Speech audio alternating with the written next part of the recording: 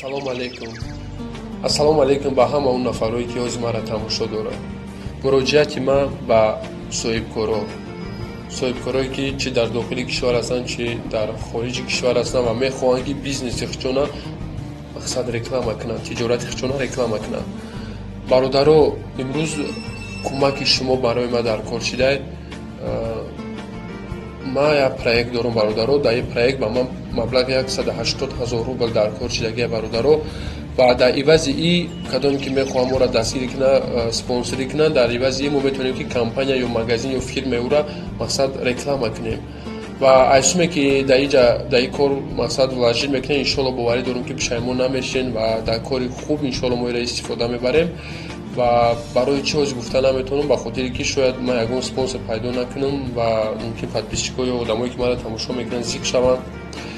барои ҳамин намехоҳам гуфтан. ҳамон рӯзе ки ман ҳамин проекта сар додам ва видеоша дар ютуб ки партофтам, ҳама мебинанд.